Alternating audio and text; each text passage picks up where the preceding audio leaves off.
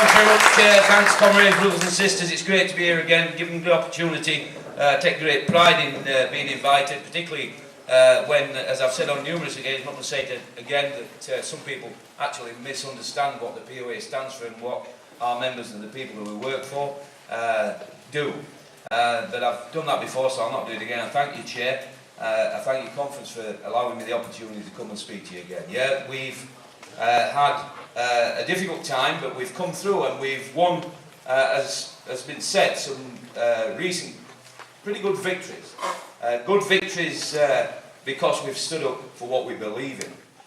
I have to say, on the way down, I had the opportunity that I haven't had for a while to read some of the papers that are sent to me as a member of the General Council of the TUC, and I look at what they're saying, and I've got a different view, you know, than most people that I sit around that table. We haven't been there at all this year. I haven't been since the last Congress, not because I didn't want to.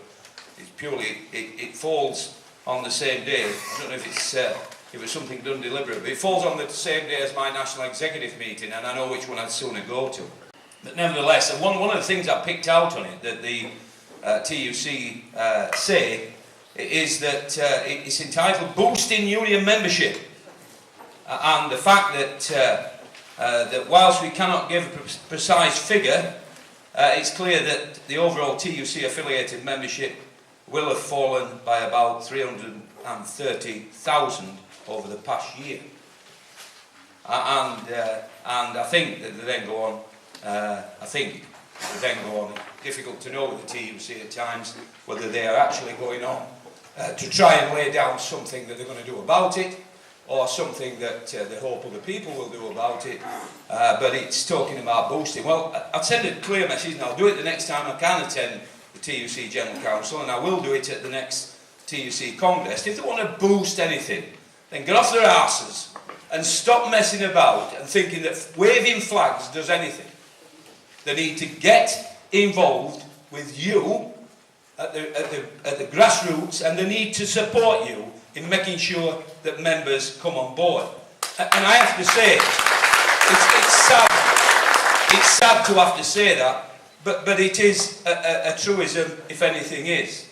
And you know, I look at the other, there's a conference taking place, it's sometime Friday the 17th of July, I think that's the day before the Tolpuddle Festival, where again I'll probably be, but it's a conference on trade union rights and collective bargaining in Europe. I presume that when I stand up and talk about the loss of prison officers' trade union rights at the next Congress, they'll say, well, we had a conference, you know, Brian, that's what we've done about it. Well, that's going to do us a lot of good. And whilst I recognise having academics, having Euro MPs there, and having John Monks, the General Secretary of the ETUC, and having Brendan speaking at this conference, will attract a little bit of publicity.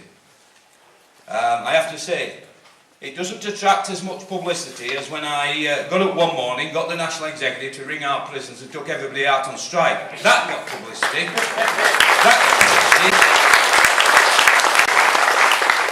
So I want to congratulate you. You're going to hear from a person representing very, very brave people in a moment, far more than what my members did on that day, because they've been fighting a long time, and I don't want to use up anybody else's time. But I will say this. It's one thing waving flags and blowing whistles. It's one thing producing T-shirts. Lots of good ones here.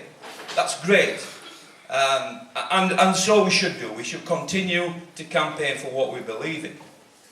But you know, when you use direct action, that's when you begin to see change.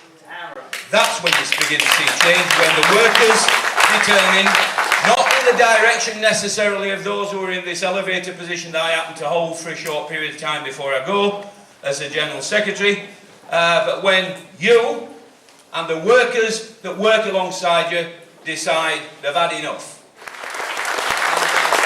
Thanks, Chair. Thanks, brothers and sisters, for this opportunity to give you a little bit of background about our dispute that we've currently got with Royal Mail in London, but this dispute is obviously going to spread and is spreading across the UK, and it is a dispute that is not only with Royal Mail, but also with the government, because they are directly backing Crozier, Mandelson and McFadden, have given them the green light to attack our members' terms and conditions. And in particular, in London, we're facing a particular battle with the employer on an whole range of attacks. Just to give you a little bit of background, I'm actually a divisional representative representing 12,000 postal workers in the capital. We took action last Friday. We will be announcing next week a rolling programme throughout July of strike action, so I'll get the apologies in for anyone's birthday cards, or I won't apologise for bills, but I'll get the apologies in for any members of the public regarding cards, etc. But we are in a major struggle. Our union is fighting an excellent campaign regarding the privatisation issue, but there is a battle that's taking place in our workplaces day in, day out. There is an outright attack on our members' terms and conditions.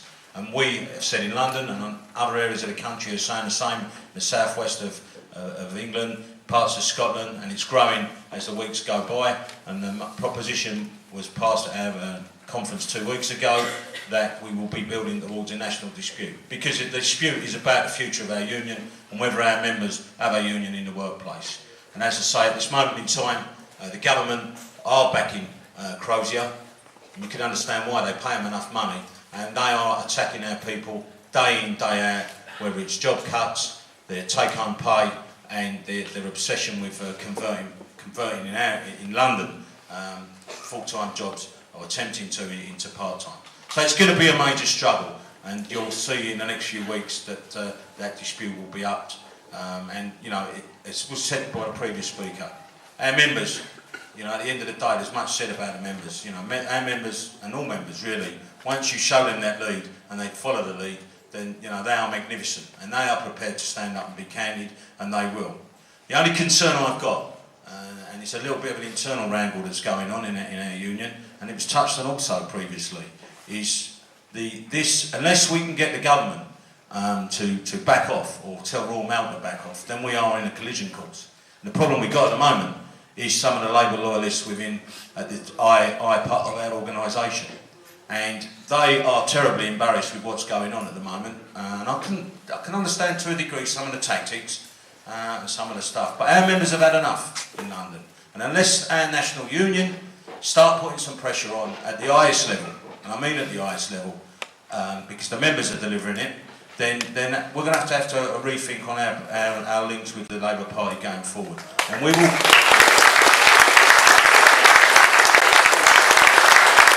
And I can tell you that although we have a national policy, we are looking in London, our members, if things are not, we've written to our General Secretary yesterday, that unless something's drastically changed, then we will be consulting our members, balloting our members on whether they actually continue to fund the Labour Party with our members in London.